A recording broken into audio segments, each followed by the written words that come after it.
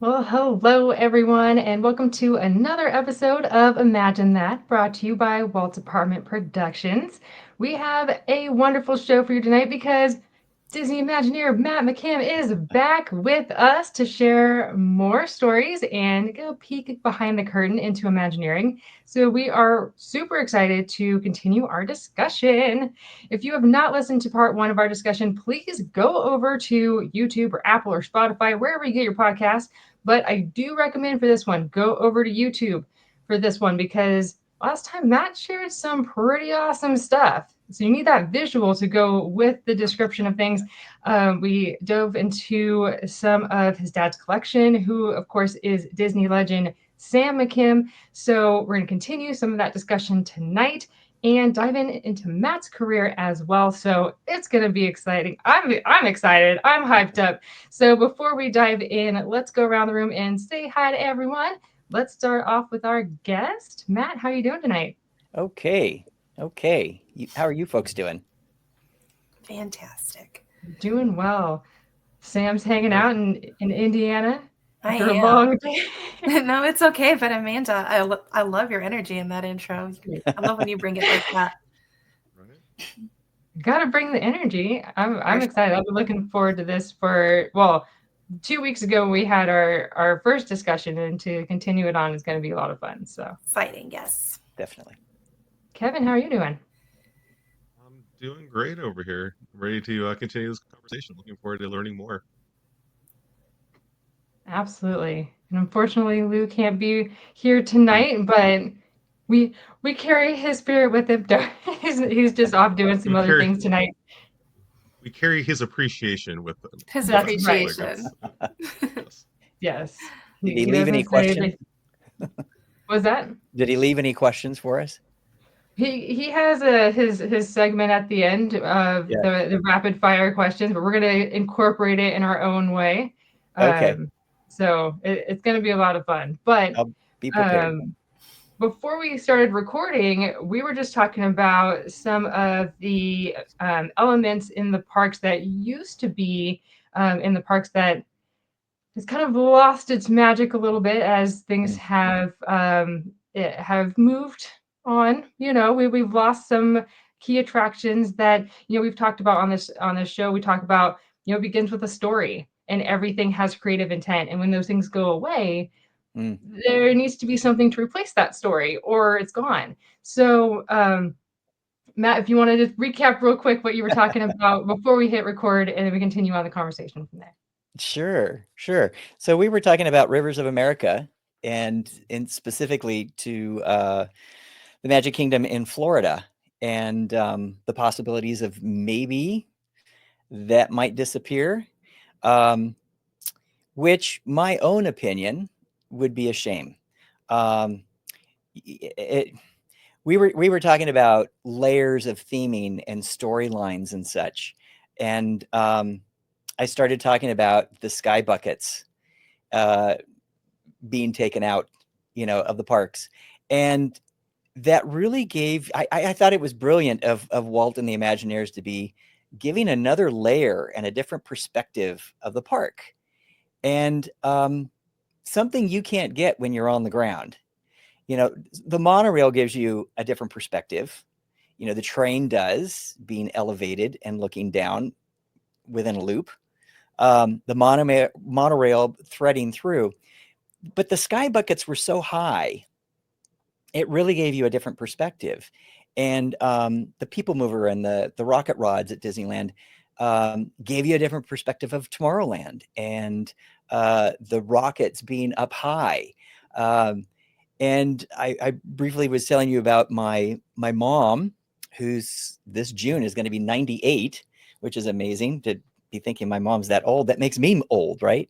But anyways, she had told me that growing up, she would look at comic books, and she would, see the future and such through these comic books. And there were flying cars and planes everywhere and roads, elevated roads going over each other and such. Well, when you walked in, and when you think about this in the 1950s, when you walked in and you started to see some of this, the 50s and into the 60s, all of this above your head and being able to go up there and have this perspective down, that was the future, and that was exciting. So, you know, Rivers of America is not necessarily the future, but with the past, you know, telling the story of the frontier and the start of America and such, it was something that you could, you know, going over to the island and such, you're touching history there. And not just 1950s history, but you're going back in time. And it's a different speed, just like walking down Main Street.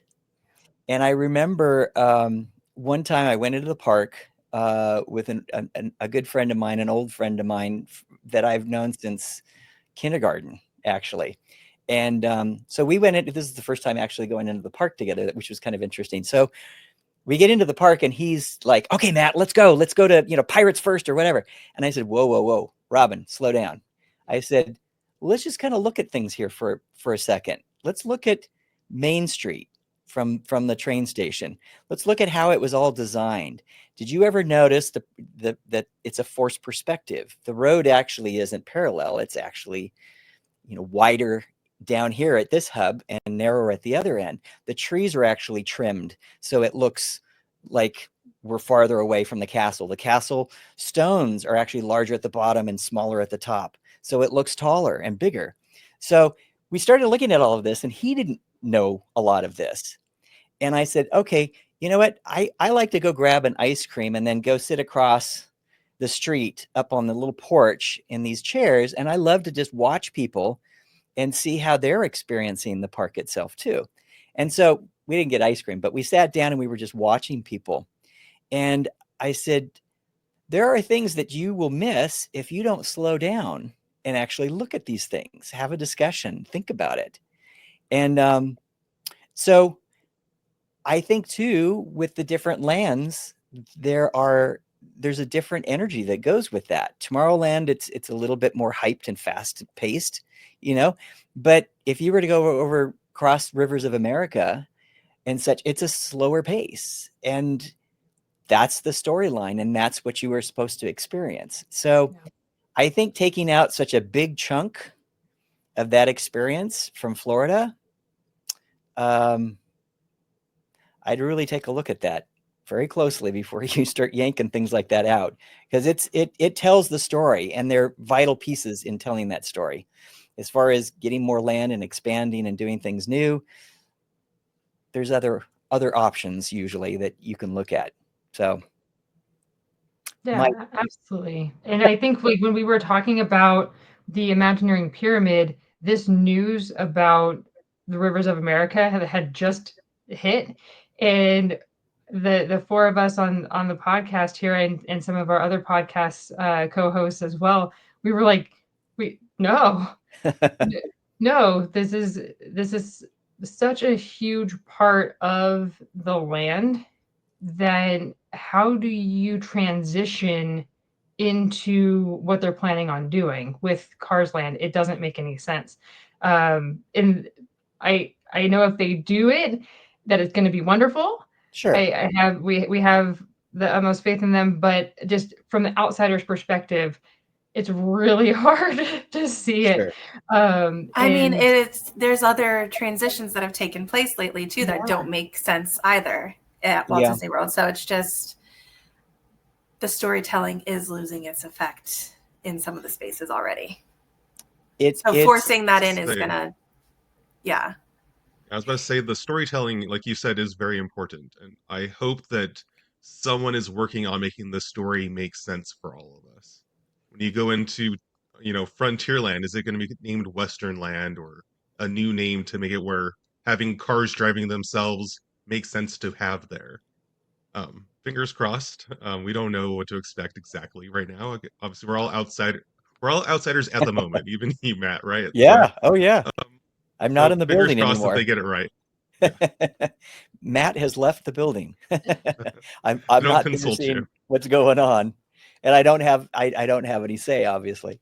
But Yeah, it's something that needs to be taken very seriously. This isn't just like a party overlay that's going to come down after a week or a month or two. This is a major change, and things never go back the same either. Even if you were to backtrack and say, okay, let's put this back, that's easier said than done. Yeah.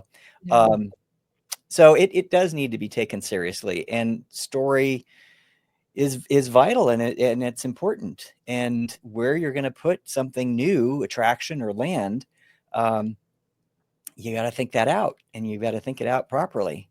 As far as Star Wars at Disneyland, there's not a lot of land to put something of that size and scale in. So, and the company had to hit it when it's hot, when Star Wars is big. My opinion, it would have been better to have actually waited a little bit and built a third park in the Strawberry Field across the street, and had it completely Star Wars and Marvel. A whole new park with that genre, where you could really spread out and create a whole atmosphere within a park. But of course, the company, I could see Iger sitting in his office talking to people about, well, if we waited 8 years, is it going to still be a hit? And I'm sure the consensus was no, we've got to do this now, so, or it would have been more than 8 years, actually, when you can think about the infrastructure and actually building a whole new park and not just a land. I mean, think about the permits and everything else. That's a big undertaking. But that's what I would have done in create a completely whole new third park. You've got the land. That's what I wanted them to do for Walt Disney World. I said, give us a fifth gate. Give us a Yeah. fifth gate. Don't try and squeeze the villains in. Give us a villains park. Yeah. But, or even a land. You could do a villain's land. Well, they are doing the land, but I was like, they could give us the whole park. Yeah. So you're a big villain fan. Yeah, obviously. But I mean, I think most Walt Disney World fans wanted that fifth gate. Yeah. So yeah. So I have two follow-up questions based off of what you were just saying. So yes, as the rock guy, right? what is your hot take on the rock work at Galaxy's Edge 2? And my second question is the talk of building an immersive experience elsewhere. Where, in your opinion, should they put Avatar? Oh, okay. So your first question was the rock work that's in Galaxy's Edge? Yeah, that's in Galaxy's Edge. Yeah. I think Jolt and his team did a great job. I think it's gorgeous. I was doing theme lighting at that point for those parks. But no, I think it's gorgeous. Yeah. I do too. I love the rock work, and especially at night, how it really comes to life, and how the Black Spire in the middle you can easily overlook if you don't know what you're looking at, and why it's called Black Spire Outpost. But yeah, they really did a good job. But I just wanted your take as the resident expert in rock creation. I don't know about that, but yeah, and then show lighting did an amazing job. I was in theme lighting, so I did the fancy. We used to say we do the fancy pretty stuff. You guys do the functional stuff. So in the attractions and lighting up facilities and such, that's show lighting. And that team did a bang up job also. Yeah. So I'm sorry, the second part of your question. Oh, Avatar. You see, if they had a third park, that would be the perfect place for it. You'd have Marvel, Avatar, Star Wars, all those other APs that the company has purchased, right? But where would you put it otherwise? Gosh, Florida, of course, has so much land that it's easy to find the space for that, right? And not feel like you're shoehorned in. And I actually worked on that land, doing theme lighting for that. But gosh, where does it belong? I would think it belongs in Tomorrowland. But Tomorrowland is such an interesting land, and I don't. Did we talk about this before? About Tomorrowland? I don't think we were recording when we did. Yeah.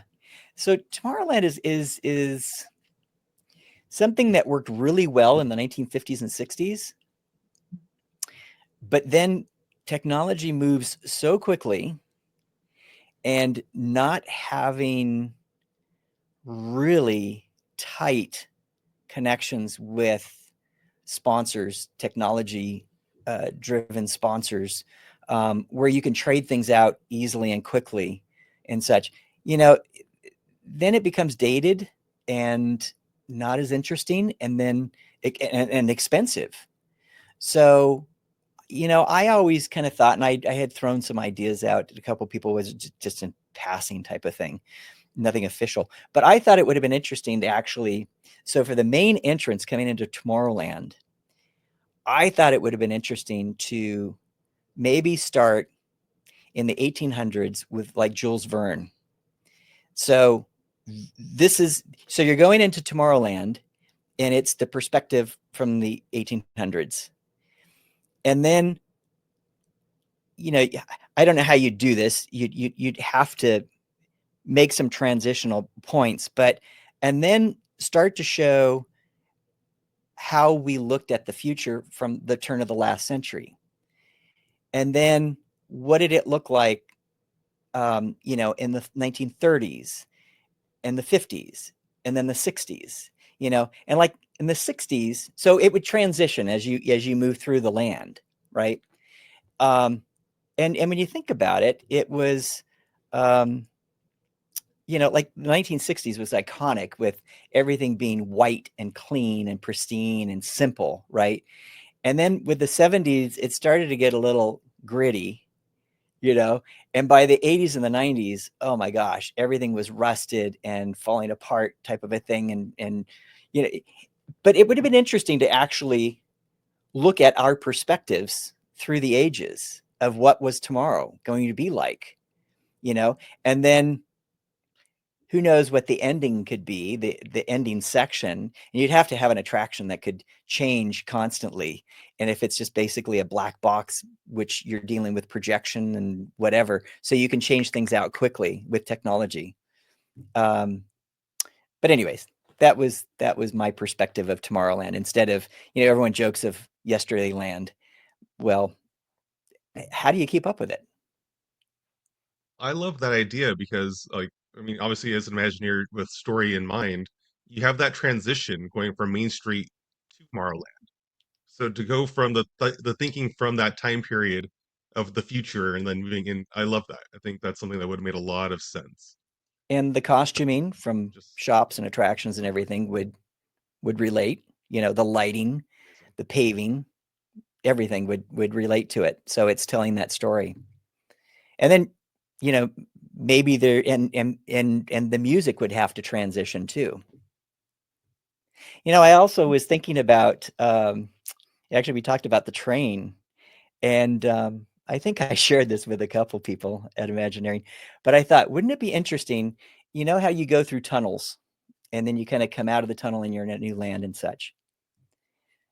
I didn't work this out completely, but my overall thought was, wouldn't it be cool? You start with the typical train, what they have at the park on Main Street, but by the time you get into New Orleans Square, as you go through, and I was trying to figure out if it would be a physical thing or if it would be a projection thing, but the train would actually change its look when it came out of the tunnel. So for each land that it went to, became more cartoony and such when you went to Fantasyland. It became more space age and such when you went into Tomorrowland. Again, I don't know if it would be a physical thing that it picks up siding as it goes through the tunnel and then drops it and picks up a new one, or if it's actually by projection. So it's really only seen from the perspective of the guest looking at the train, as it's going around. That is such a fun idea. What's that? I think we're at the point with LED technology. We're at the point with like LEDs like on stuff where you can actually do this idea. When you were in Imagineering, were you like able to pitch ideas like this, or was that like a whole different department? It's interesting. They did have time periods when you could go in and actually pitch ideas, and you'd be pitching sometimes to even Michael Eisner and such. I mean, so I never did that. I was more, nonchalant, sitting down with somebody and just chit-chatting. I know when the second, oh shoot, my mind went off in another direction. Didn't come back properly. The Rescuers Down Under, when they were working on it, and my brother and sister-in-law were over in feature animation at the time. And I had this idea, and this is before Toontown. So, and I don't think I even knew about Toontown at that time, that it was in the process. So this was early on. But I thought, we haven't really been doing anything for the little kids. And so I thought, okay, the motorboats has been down for how long? And it's just sitting there.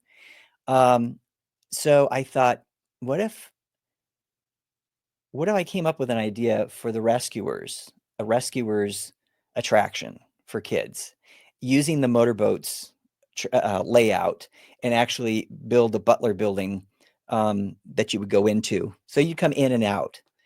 So the only thing was, when I got the script, it was so different from what the original was, and all of my thinking was on the original. So what I was thinking was, so you go into the attraction and you're mouse size, so everything is overscaled, and the ride vehicle is actually a giant leaf with Evinrude on the back that you get into, and then you actually are getting in the gutter of a New York gutter system. So you're going off to find I almost said Wendy. Oops. What's her name? Is it Bianca? No, Bianca's the mouse. I just went I almost had it. Isn't that crazy? You're muted, Amanda. So Amanda said, I don't know what it is. Oh, okay. Anyways, so you're going off to find her. So when you go into the building and such, I mean, there's giant feet and just ankles, you can't see because it goes up into dark. You can't see the people necessarily, but you're going, and then Bernard and Bianca are going to help you find her and everything. And you go off onto this, you go into the swamps, you're in New York, you go into the swamps and everything. And so I forget who I had talked to, and someone said, oh yeah, you got to talk to Eddie Sato about that. He's got an idea that he wants to use for that area. So go see if he's interested in this, and we'll find you money if you want to play with this. And I think that's when I got shipped out to Paris. So I never got any farther than just talking to Eddie about it, and that was it. The way you said that almost sound like, no, they were not doing this idea. You got to go to Paris. Yeah. So anyways. But it sounds like a fantastic idea. Oh, I think it would have been cute. Yeah, I think it would have been cute. And then Toontown came in, and it was perfect for, helping the kids out to have a good time and have a place to go. So anyways, I never made an official pitch per se. I actually, they had all of us Imagineers getting together and brainstorming for when we bought the Queen Mary and the Spruce Goose. And so I was a part of that. And that was all Imagineers. We were just brainstorming in groups. Yeah. And we came up with some fun stuff, my little group. Yeah. So I ask if you had like one example for that, because I'm curious. For the Queen Mary? Yeah. Well, what we were working on was an immersive experience, and it was basically like taking you back to the 1920s. And so it was almost like a scavenger hunt. You were given a scenario, and you needed to go and meet people and get clues and solve this mystery. And so there was actually a speakeasy that if you didn't have the password when the guy opened the slider, you didn't get in. So you didn't get one of the clues and such. But it's like a murder mystery party. Exactly.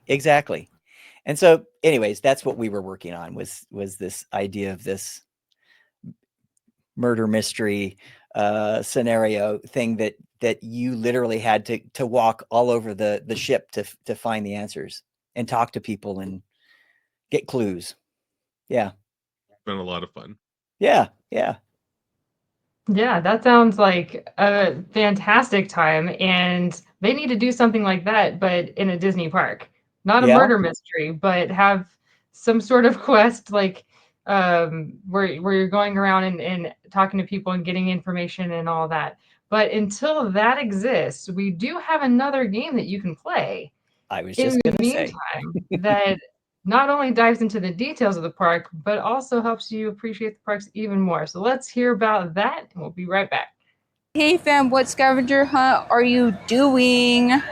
Well, we are doing Where in the Park. Do you guys know Where in the Park? Because we do. We do. So how you play this is that they give you a deck of cards with an image on it, and you get to look around and see where in the park that is. And they're fun.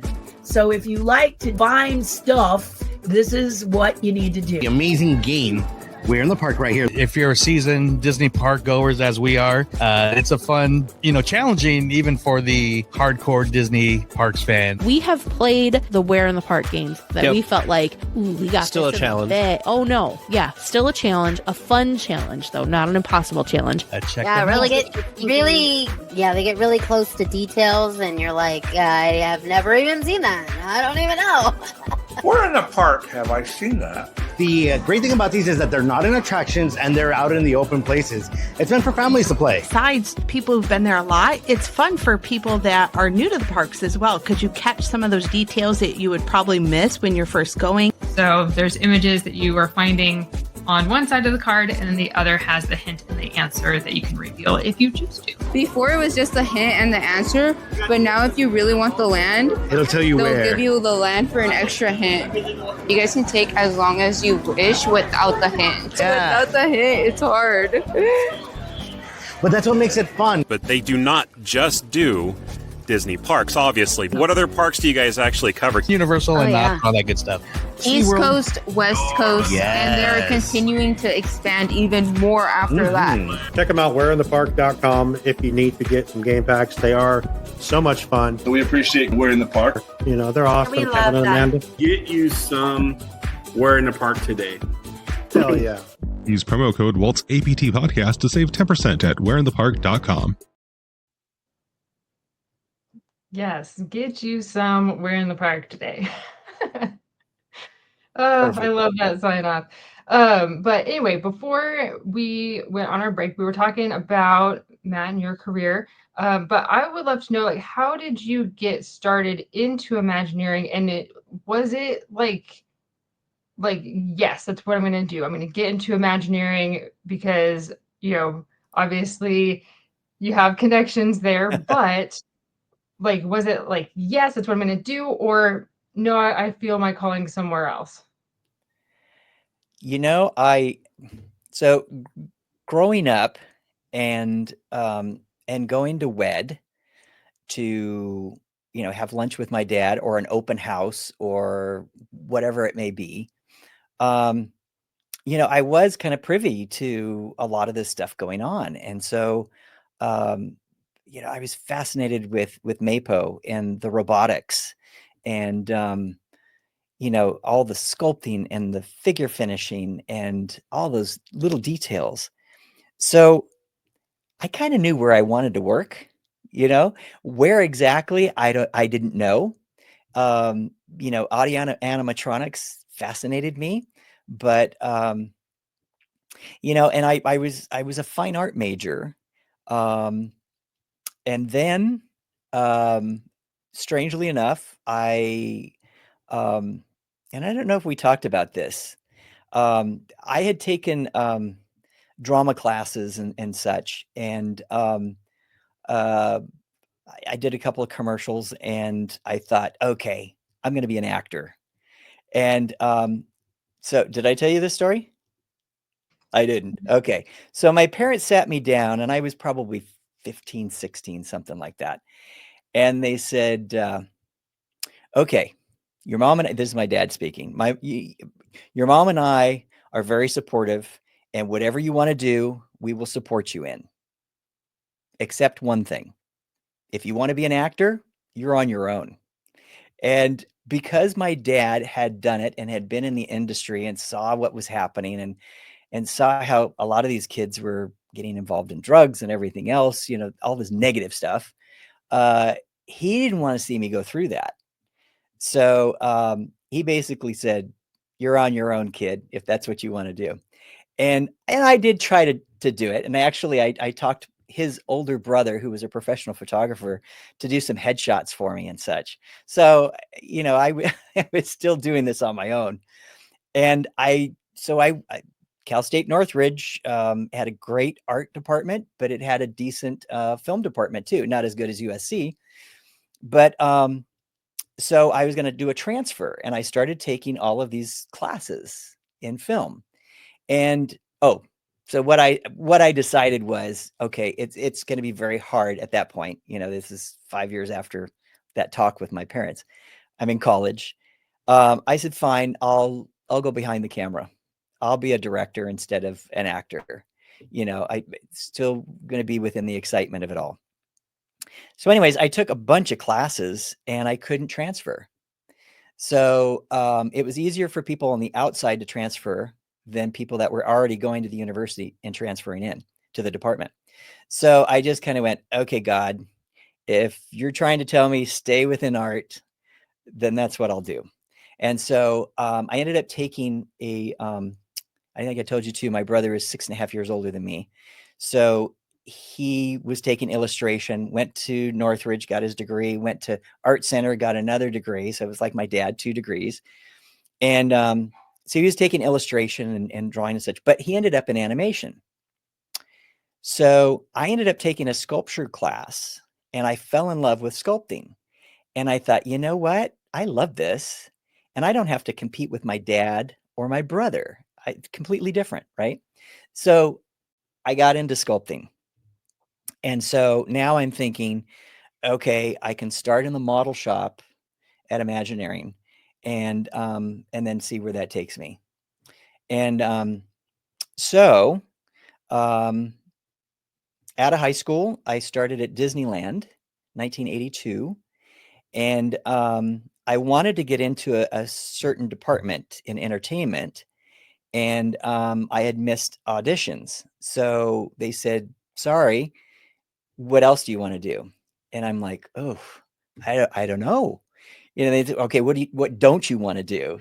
So I threw a couple things out, and they went, okay. So they're going through their file, and they said, well, we've got something here temporarily. I mean, you can make changes later. So it was Fantasyland merchandise. This was 1982. So I actually started, which is kind of cool, in the old Fantasyland, and then I was there for the new Fantasyland too. But I worked in all of the shops, but they taught me how to write on hats. And so I was in the Mad Hatter a lot of times, writing on hats and things. But anyways, then it was time to move to, I graduated, time to move to Imagineering. And so my dad said, okay, I'm going to set you up with your first interview, and then you're on your own. He says, I'm not going to talk for you. I'm not going to push your portfolio. This is you. this is all about you, and this is you doing it. So you're on your own after this. So I had my first interview, and they said, well, we don't have anything right now, but keep doing your schooling and everything, and you can come back. And so I went through HR, and I was trying to, I would get these interviews, and people would say, oh my gosh, I would have hired you last week if I had known, and I keep hearing this, 2 weeks ago, I would have hired you. And they said, what are you doing? This is like 11 months. It took me 11 months to get into Imagineering. So they said, how are you doing this? And I said, well, I'm going through HR and, setting up these interviews and everything. And a couple of people said, there's your problem. Stop going through HR. They said, it's all about who you know and what's going on and that knowledge. And that's what you go after. And you go see that person. And so anyways, I was calling the manager of the model shop, and you could just imagine how many phone calls they get, right? So his secretary, his support person would actually block everyone kind of coming through. And she was known as the Dragon Lady. She would just stop everyone. So I wasn't getting anywhere. And I go, Dad, I'm trying to do this on my own, and it's not happening. I mean, what am I doing wrong? Whatever. And I remember him saying, okay, you know what? Call Sharancy, who runs the model shop, and see what he suggests, So he's like, well, okay, you're working at the park. He says, I'll give you a piece of foam. He says, take some pictures and everything, but take a look at take, for instance, Big Thunder. Do a section of Big Thunder, carve it and paint it and everything. And then you can present that and show them that you're actually, here's a piece of your park. I can do this type of a thing. And so I started doing this, and then I got another brainstorm, and I thought, okay, I work for the company. I have a name tag. I have an ID. I know the lady at the front desk of Imagineering. I'm going to go just before, 5 o'clock when this manager would be leaving. And I'm just going to walk in. I know where his office is. I'm going to walk in and just wait for him, or, wait to see that she leaves, and then I'm going to walk in. And so I walk in, and I've got my name tag on, and I say hello to Grace, and she goes, oh, hi, Matt, how are you? And I said, okay, fine. She goes, are you coming to see your dad? And my dad had retired, right? It's like, she was confused. Why are you here? And I said, oh yeah, I'm going to go see Michael. And she goes, oh, okay, great. You know where his office is, right? And I said, yeah. I didn't even sign the book or anything. I just walked right in. See him at, And so I walk up, and support person is gone, but Michael wasn't in his office. I'm like, oh man. So somebody in the model shop is working a little bit later, and he's, introduces himself. And I introduced myself, and I said, yeah, I was waiting for Michael. Oh, well, Michael's in a meeting. He'll be out any minute. And I said, okay, great. I'll wait. And so I waited, and out he comes, and I started talking, and he goes, well, funny thing, I was going to give you a call. He says, can you come in, and it was like a Friday, I think it was, for a meeting. And we're looking for people who can sculpt rock work for Paris. And I said, oh, okay. And he goes, how do you feel about traveling? I'm up for it. He goes, great. Okay. Be here at this time on Friday, whatever. I think it was a Friday. And I finished that model anyways. I had it in the back of my truck at the time. And I went in for this meeting, and there were only, I don't know, there's only a few people in this meeting. And so the guy that was ahead of Skip Lang, who was the head of rock work, we brought our portfolios in and everything. We showed them. So they basically were hiring us, right? Or pretty close to hiring us. And I said, I've got something in the back of my truck I'd still like to show you. So I took him out to show him, and he goes, well, you obviously can do this. So, anyways, I started, the next Monday, and I actually worked a Disneyland shift that night before Monday. So it was a Sunday night, and I actually clocked out at 1 a.m. on Monday morning, drove home over the hill from Burbank, slept for a few hours, got up, and was at work at 8 a.m. to start at Imagineering. So I actually worked both Disneyland and Imagineering the same day, ended and started the same day, technically. And it was funny too, because, and this is 1987, Disneyland said, well, I said, I'm being hired by Imagineering, so I'm leaving Disneyland or whatever. They said, oh, okay. So we'll do the paperwork for a transfer or whatever, where it's a termination, a kind termination. You could always come back, but, and then you can go off to Imagineering. And we were getting close just a few days before it happened. And Disneyland said, you know what? We don't want to bother with the paperwork, so just go. So it was this weird transition of, I clocked out and I started at Imagineering, and there was no paperwork for my Disneyland termination, at least that I saw and knew of.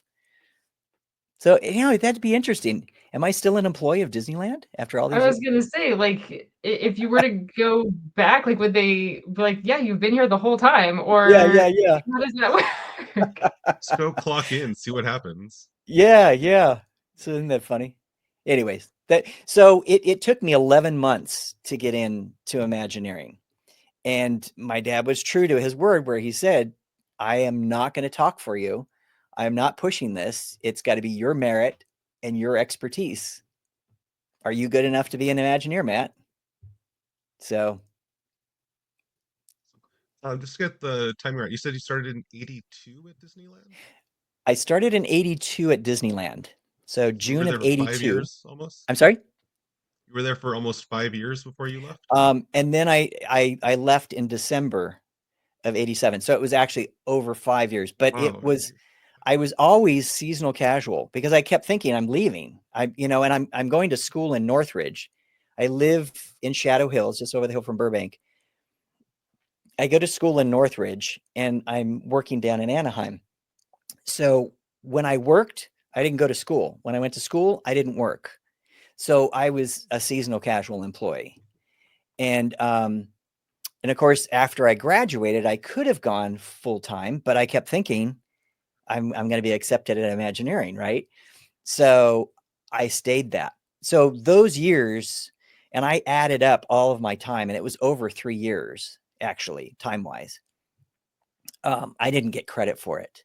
I had lunch with Marty Sklar one day out on the patio at Imagineering, and I talked about, I'm thinking about asking for these 3 years. And he goes, oh, you definitely have to ask for that, because he started at Disneyland too. So he says, you definitely have to ask. And he says, let me know what happens.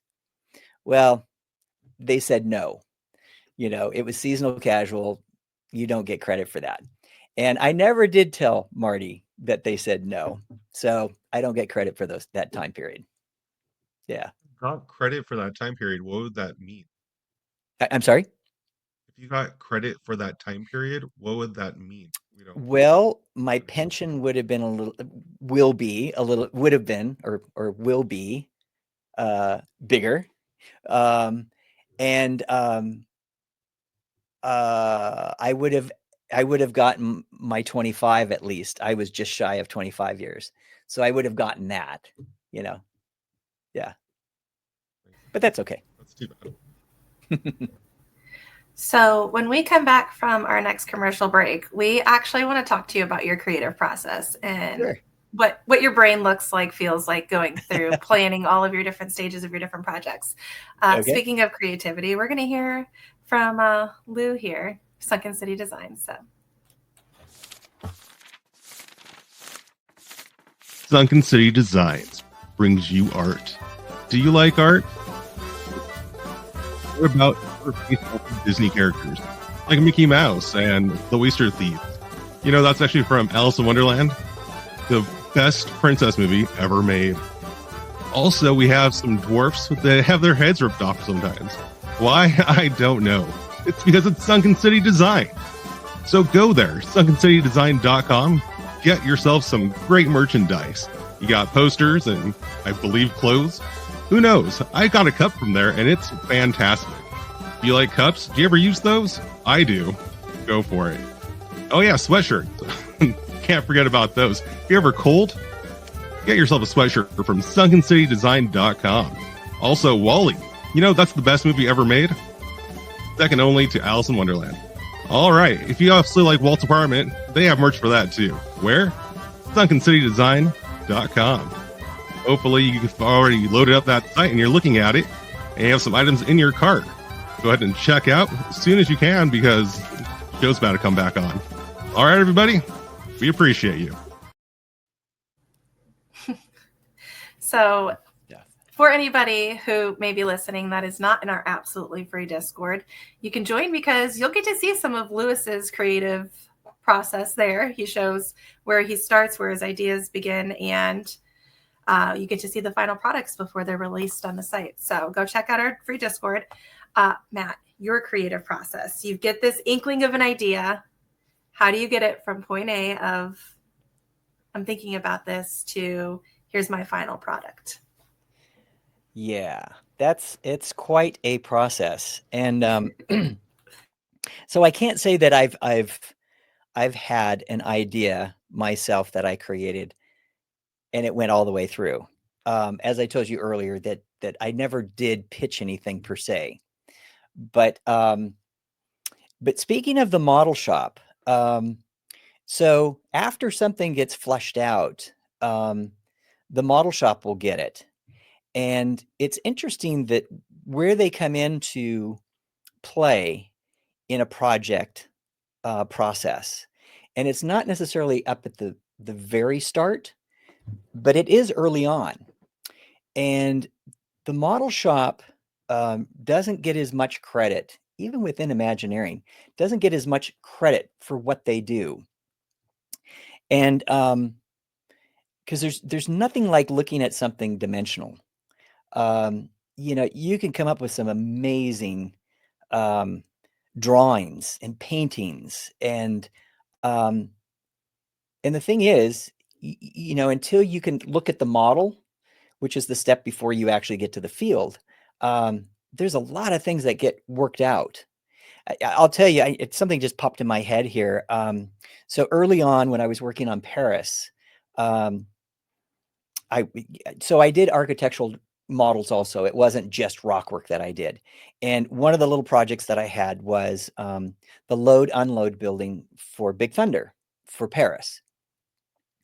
And so what they were doing was the architects were taking the drawing from Florida and they were tweaking it. And to make it fit within the space, they took the building and they took the spine, and I forget how many feet they took out of the spine. So it was a little bit narrower, right? And so anyways, I'm working on this model, and it was in foam core. So it was early on. It wasn't a finished model. And really a good architect too. And I remember trying to put this thing together, and it all made sense on paper, but the roof lines were not meeting up properly. And on paper, it was fine. And I remember going in to show this and to the architect, and I said, you know, your drawings are beautiful, but I said, we've got a problem.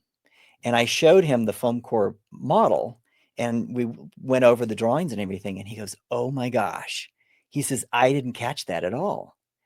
And so this is just a small example of the model shop people, men and women, working things out and catching things that don't quite work right.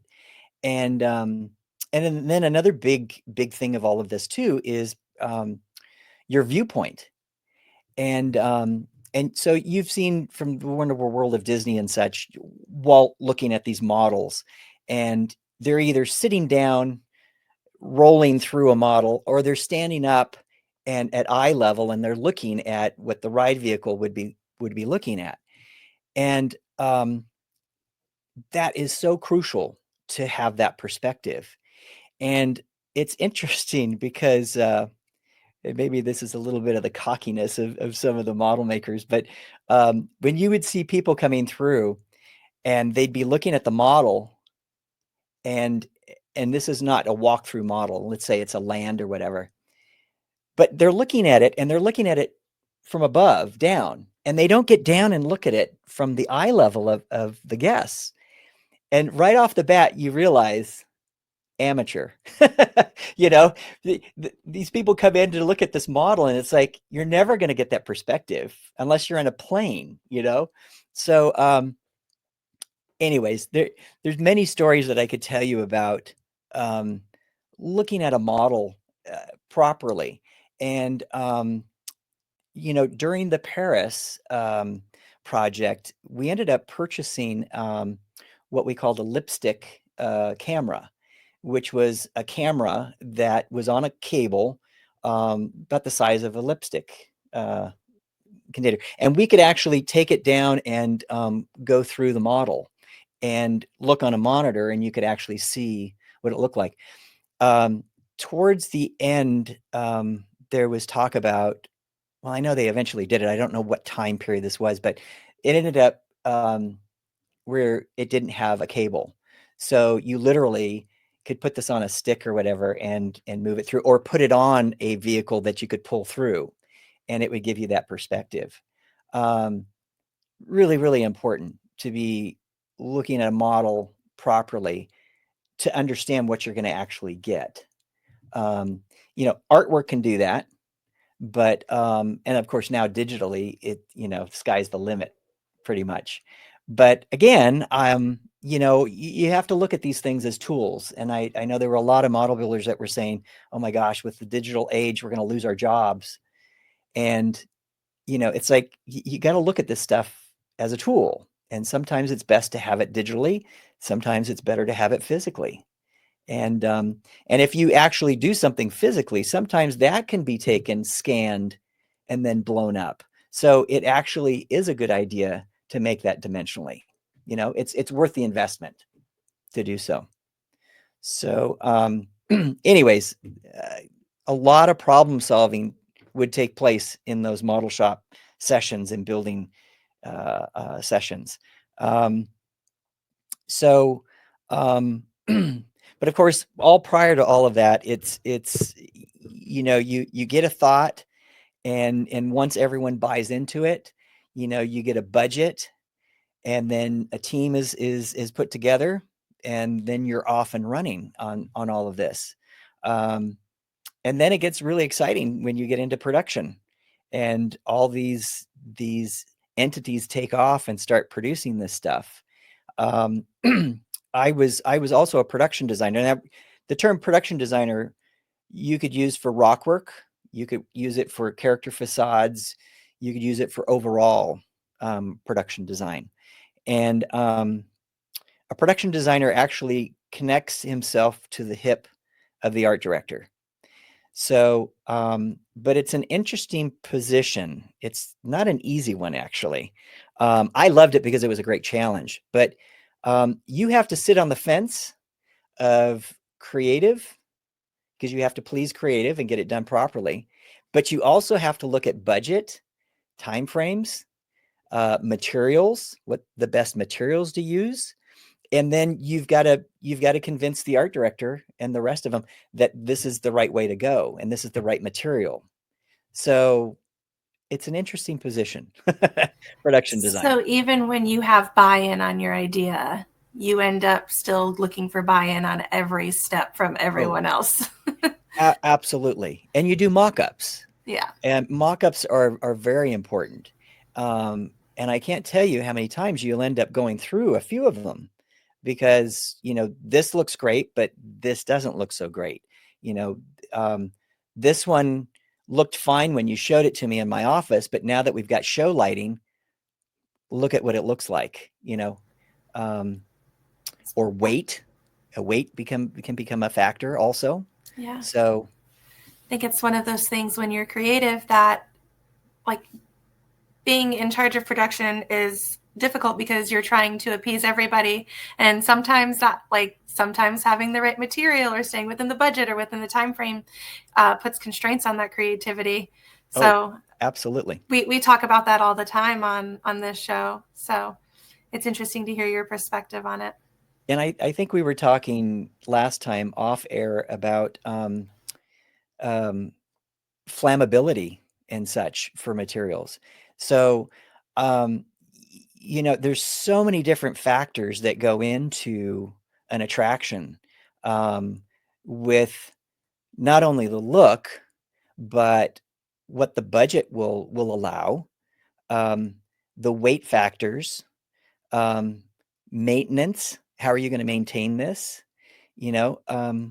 So there were so many factors that come into play, and that's why there's so many Imagineers with so many different backgrounds that are reviewing this stuff, and you're jumping through hoops constantly, and then a new law comes out, or a new technology, or a new material, or whatever, and so you think you're going this way, and now all of a sudden you're going another way, and it can be exciting, but it can also be very frustrating.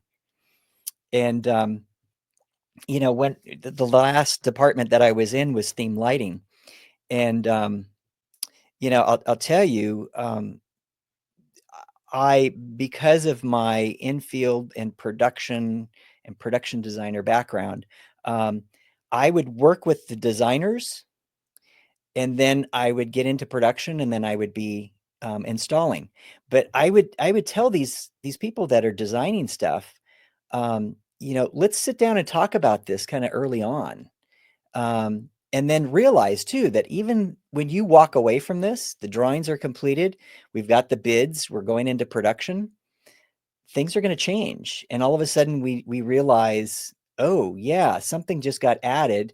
This has to be altered or moved or whatever. And sometimes those designs change. And, sometimes you go back to the designer, sometimes you go to the art director, overall art director, and get approvals for that. So I would tell the designers, just because you finalized everything and handed it off doesn't mean it's finished and it's complete. That thing might change again and again. So, I would try to keep them informed, and where they wouldn't be as interested necessarily of maintenance. But I'm sitting in on these meetings with maintenance. And I'd come back and say, okay, we got another factor to put into this, So it's never straightforward, and that's why it takes so long to do the things we do at Imagineering. Yeah, it's one of those things that we wanted to focus on when we started this podcast, and highlighting those different roles, because when from the outside perspective, we're like, yeah, Imagineering, they're awesome. We're like, okay, well, what does that mean? What are the different roles? Who, like, that's great that the castle is there, but who made that?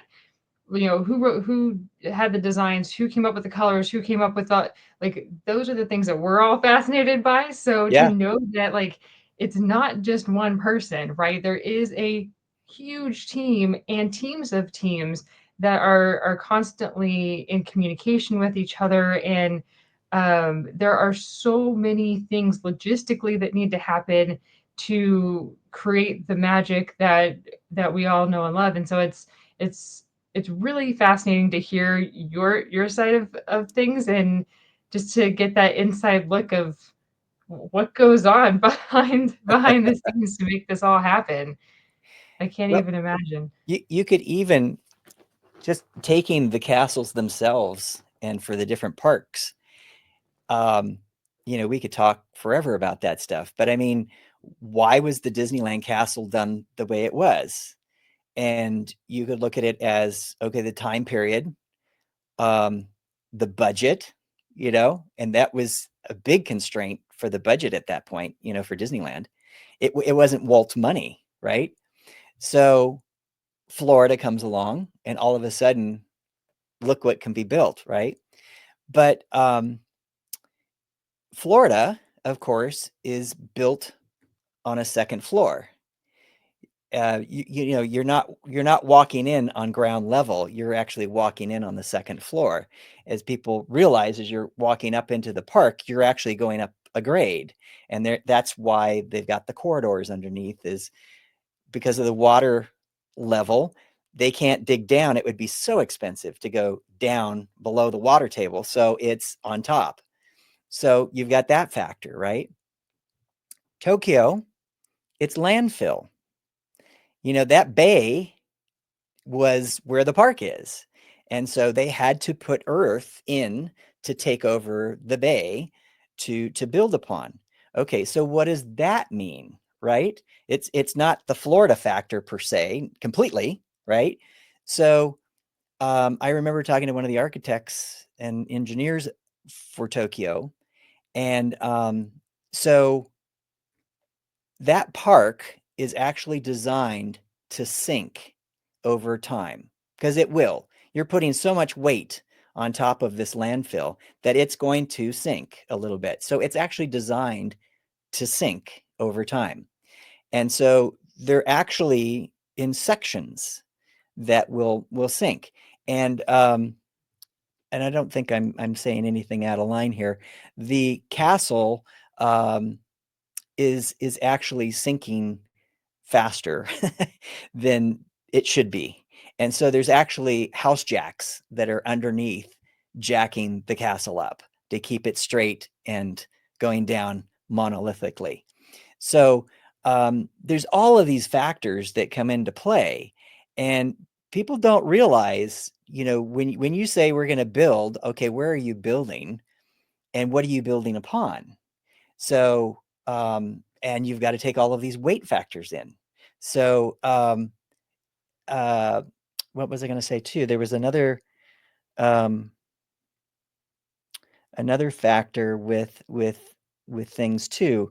Well, it was farmland for Paris, and actually the government said you can have this land or you can have this land, and they chose this farmland. So a lot of people think that Disney went in and just bought farmland and off they went, and it was no. The government said, you will build here or you will build there. You know, which one do you want? So it was kind of funny how all the farmers were upset at Disney and everything, the Americans, and it was like, no, this was your government that told us this is where you will build. So yeah.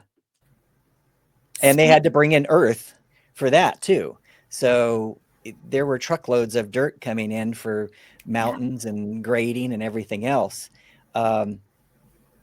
I don't know how common knowledge this is. I think I can tell you. There was one day that we were actually told to go home early. And we're thinking, my gosh, we've got such a schedule. How can we lose a day? You know, I mean, we would work through storms and, you know, mud up to our ankles and everything else, freezing weather and sweaty weather and everything else. It was pretty brutal. But one day we were sent home early and we didn't know why. I mean, the whole park shut down, go home. And we found out the next day that one of these truckloads of dirt that came in had a World War II bomb undetonated come in with one of the loads of dirt. So they had to evacuate everyone out, bring in the proper people to get rid of that undetonated bomb from World War II and get it out. Yeah.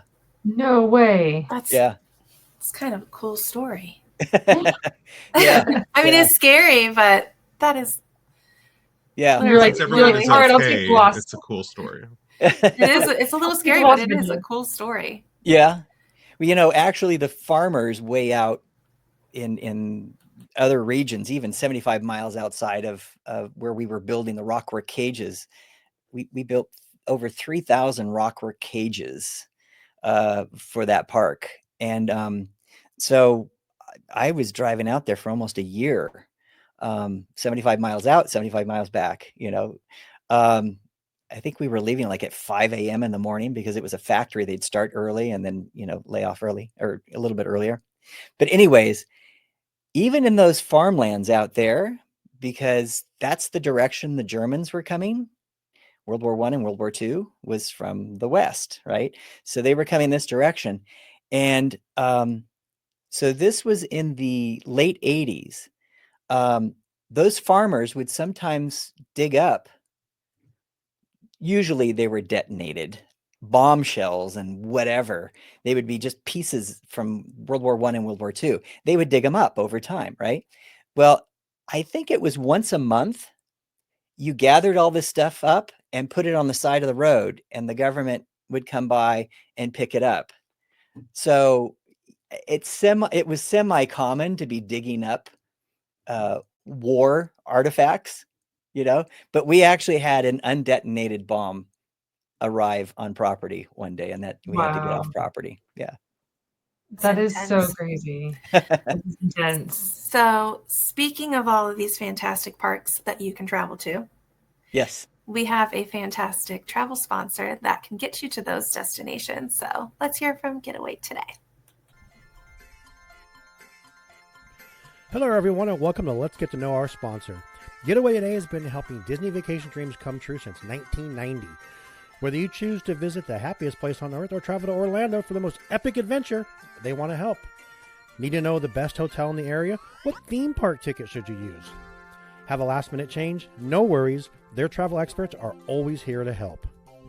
Want to book a cruise and don't know where to start? Hey, they can help with that too. They will help you find the perfect cruise for your vacation, whether it's your first time or you're a well-seasoned cruiser. When you book your cruise with one of Getaway Today's experts, you will have a dedicated agent to help every step of the way and take care of all the details so you can just focus on the fun. Getaway Today offers peace of mind travel, allowing you to cancel or make changes up to 72 hours in advance. You will always have the most up-to-date vacation information both pre-arrival and upon welcome.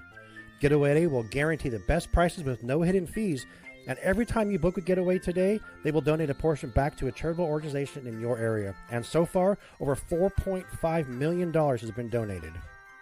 So just click the link in our show notes to start your Disney, Universal, or cruise vacation planning for more information and the best deal. Or you can dial 855-GETAWAY and be sure to tell them Walt's Apartment sent you. And until next time, we hope you enjoy the view from Walt's Apartment.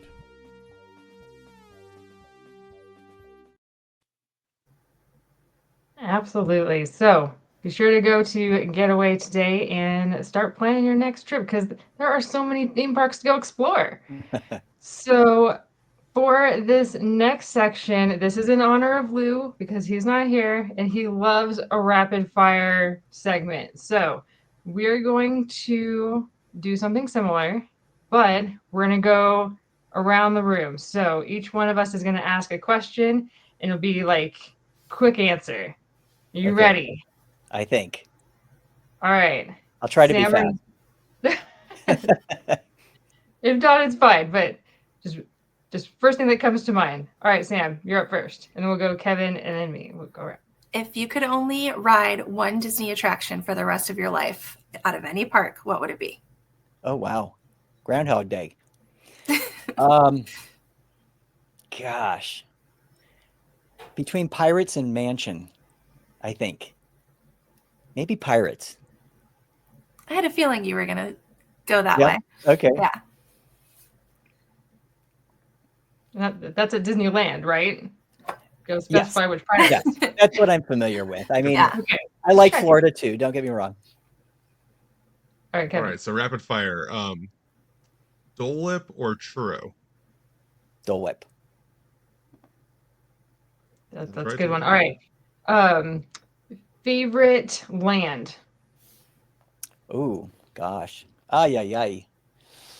I worked Fantasyland. I'm close to that, but I like Adventureland, I think. I mean, it's not as big. It's not as much there, but okay. I'll settle with Adventureland. Okay, this one might take a little bit longer of a response, but okay. Favorite park memory? Park memory. Ay, ay, ay. That's hard. That's hard. You know, I told you I used to go into the park as a kid and I loved going into the magic shop and getting masks and you know, having this little collection of masks through the years. And I remember actually wearing the mask through the park, and I remember my brother doing so too, and people's reactions. I think it was I think it was the werewolf or something like that. But gosh, I don't know. Gosh, that's hard. That's hard. There's so many memories. Yeah. Kevin? You said you worked at the Mad Hatter. Yes. What was the most unique name you ever had to put onto a hat? Oh my gosh, that's a good question, and I know what the answer. This was during the Olympics, 1984, and there was a fellow from Africa that came in, and he was buying a cowboy hat, and his name almost took up half of the hat. I had to have him write it down. I mean, it was a name I didn't know. You know, like Yuraganda Kakapoko or whatever, you know, and I'd have to stop, you know, like do 6 letters or whatever and stop, and then do 6 letters and stop, and do 6 letters and stop. That was the It hardest. reminds me of the children's book Chrysanthemum. It scarcely fits on a name tag. Yeah, exactly. Yeah. But this one was like no name you've ever heard before whatsoever. That's a good question.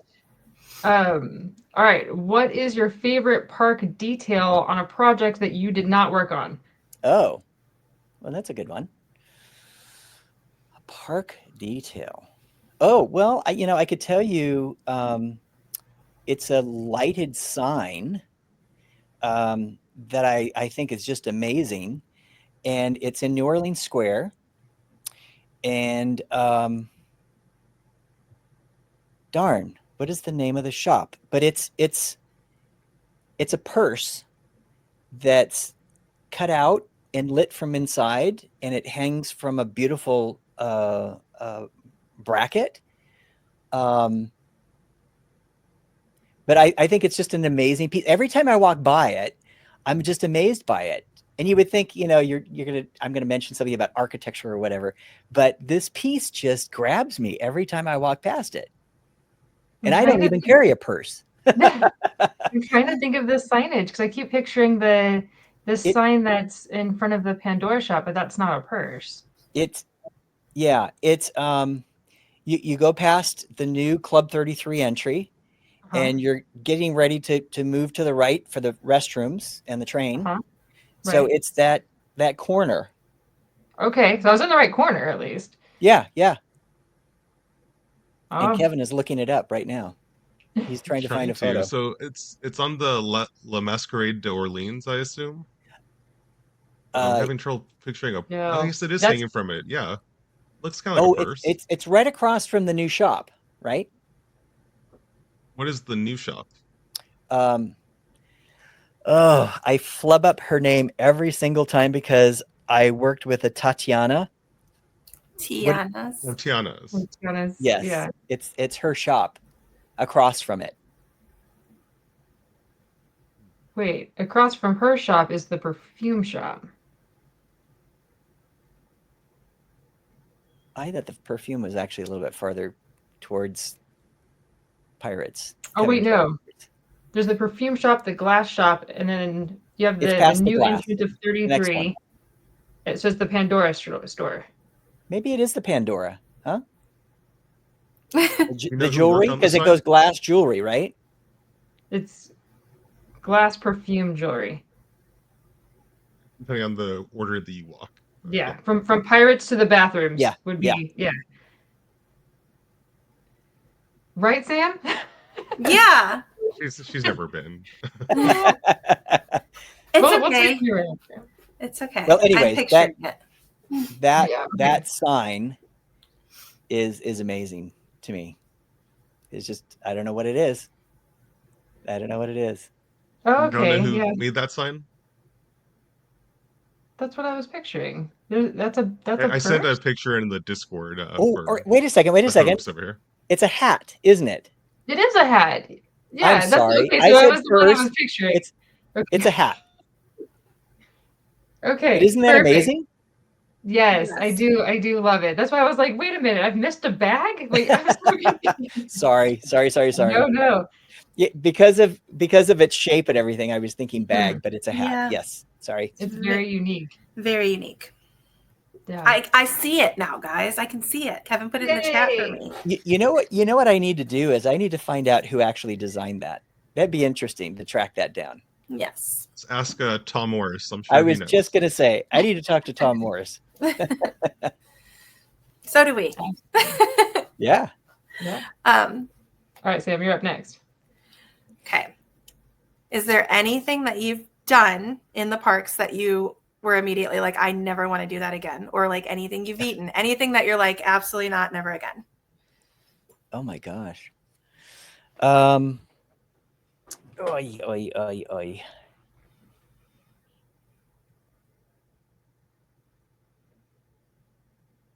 Wow. It's okay to say no too. Yeah, you go through difficult times and everything, but I can't tell you something like I never want to go through that again. I can give you examples of problems, but as a production designer and such, you have to be a problem solver. Mm-hmm. And so But nothing that left a horrible taste in your mouth that you were like, nah, I want nothing to do with this. Yeah, I can't think of anything actually. Good. That makes me happy to hear. Actually. Okay. So. Yeah, that's very true. All right, Kevin, you're up. Think of something. Skip me. Go next. Okay, I'll go next. Okay, what is your biggest advice for up and coming Imagineers? Who are either like just starting the process of getting their name out there, trying to set up these interviews, to those who have just gotten their foot in the door and are just now starting? Never stop being curious about life, about things. Always be curious and always be researching things, looking things up. Always be curious. And never become big-headed. It's always and even if you think you've walked in with this idea and it's yours, it's never going to come out your idea at the end. So many people are going to touch it and improve it to make it better. So that would be another thing. And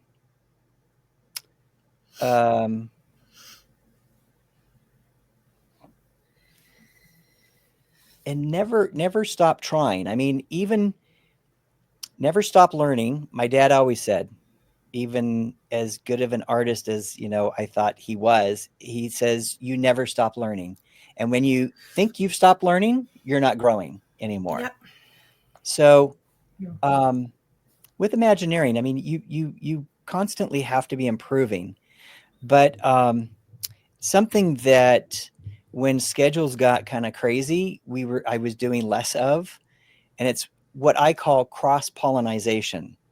And that's basically going for a walk and talking to people, finding out what other people are doing, and seeing what they're doing, and maybe learn a little something about a material or what they're doing. And it's actually going to help you in the long run too, because when you get stuck on something, you're going to think back of, oh my gosh, so-and-so was working on something very similar to this, and this is how they came up with the solution, or I need to go back and talk to that person because I think they can solve this problem for me. We actually do that in teaching a lot. We can observe other teachers and other content areas, or we go and watch a lesson on something specific. Like I'll go watch a 5th grade teacher teach something, and it takes me back to like how I need to adjust things for kindergarten. And it's important to do. And I, like you were saying, Imagineers are always growing. I think that's just all humans need to keep focus on being curious and just growing, because stagnancy is not going to get us anywhere. There's not going to be any evolution of us. So yeah. Also, as a designer, I would say too that be careful of taking a technology and letting that drive your project, either by story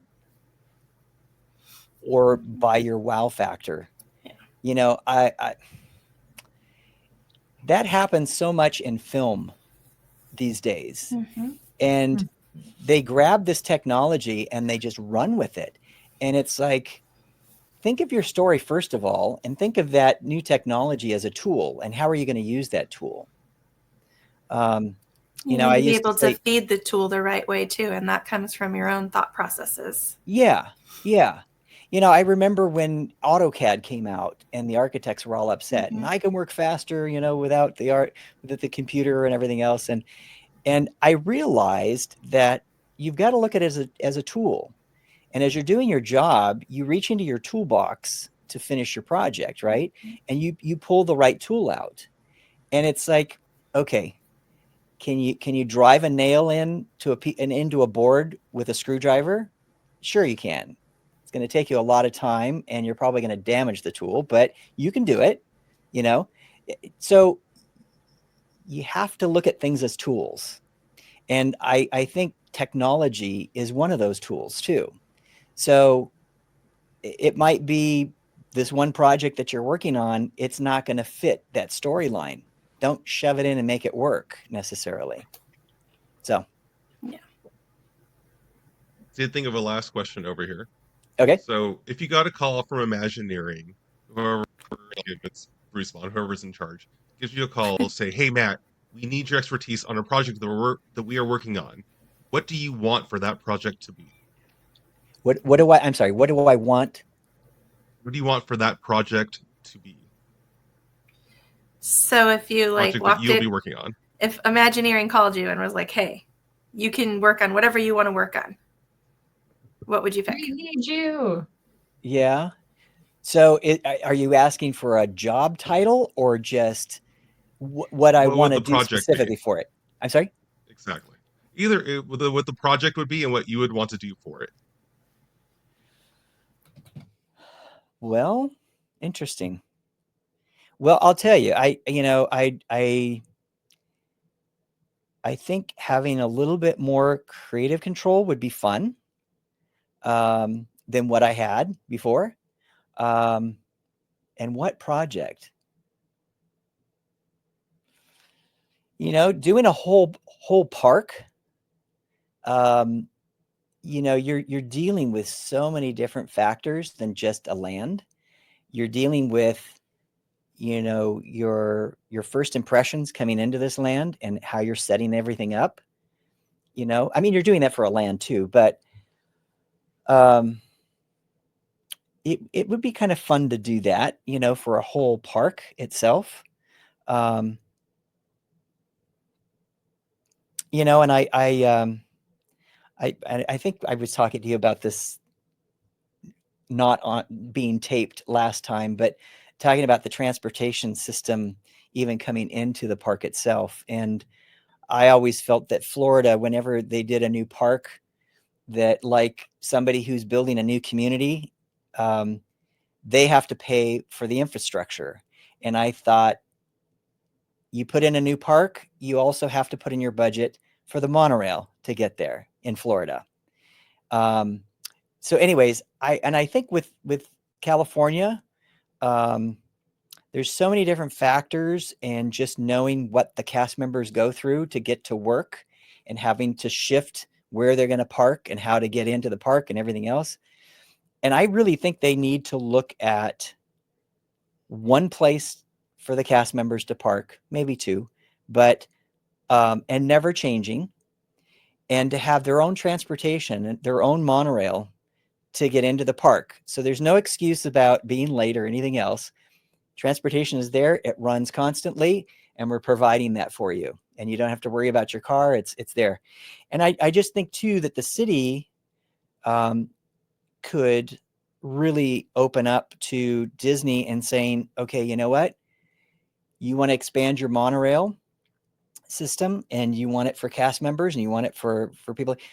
Can we also work with you that you bring the monorail over to the convention center and wherever else that you can start to set up a system and then help them if they want to take it any farther than that. But I think it would really solve a lot of problems where you wouldn't be having vans and buses and things taking people around. you'd have a system that's fully automated. Yeah, that's a fantastic idea. I mean, you can take it to Angel Stadium, the art buildings right there, like the Arctic, like you can do the whole thing. But no, I know that like Kevin and I have had conversations about it. I know we have on the other podcasts as well, that it takes like we feel for the cast members because it takes it out of the story when you see someone from Tomorrowland walking down Harbor Boulevard. Yes. You know, it takes you out of it when someone from Adventureland's walking through Tomorrowland to get, and so I And think Walt Florida didn't want it that way.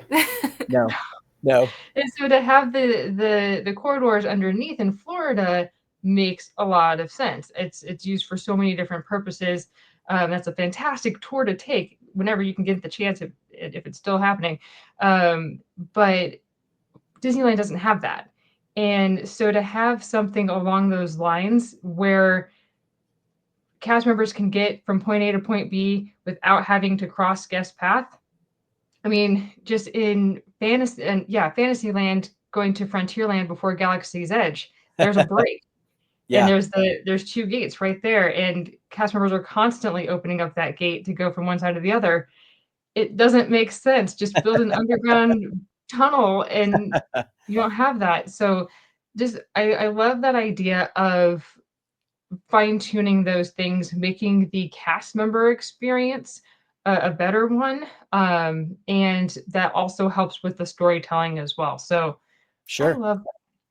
Great question, Kevin, and Yeah. fabulous answer. Thank you. So, but Just to confirm, the Keys to the Kingdom tour at Walt Disney World is still happening, and they do still go into the utilidors. So They fantastic. Do the Keys to the Kingdom tour, everybody. I just looked it up. Fantastic. It's a great tour. All right. So as we wrap up, because we could talk to you for another day and a half straight, but we're going to wrap it up there. But Matt, thank you so much for coming on again and continuing the conversation of all things Imagineering and all that. Remind everyone what's coming up next and where people can find you. Yeah. So I can't tell you, there's nothing actually scheduled as of now. Okay. There's talks going on with a couple of venues, Family Museum up north, the Gene Autry Museum. So there are some things that are in discussion, and still working on that website, which is sammckimdisneylegend.com. So we'll be able to let you know what's going on there and be able to show you some of the things that we will have for sale too. That are not originals per se, but from originals.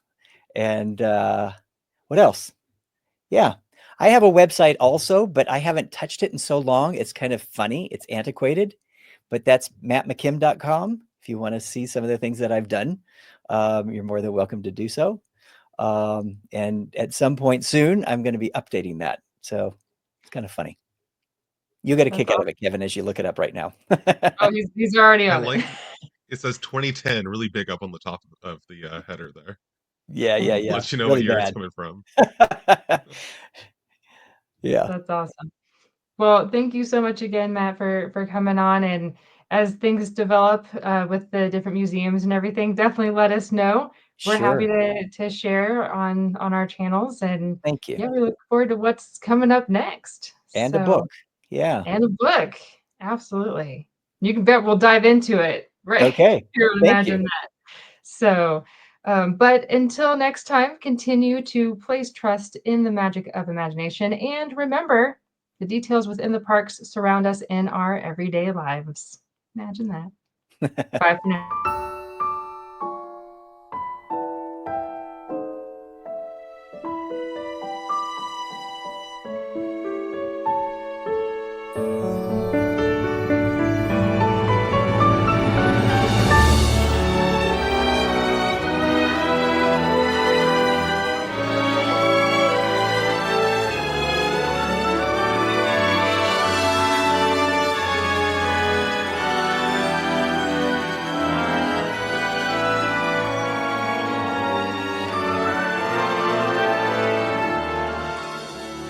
To all who come to this happy place, welcome.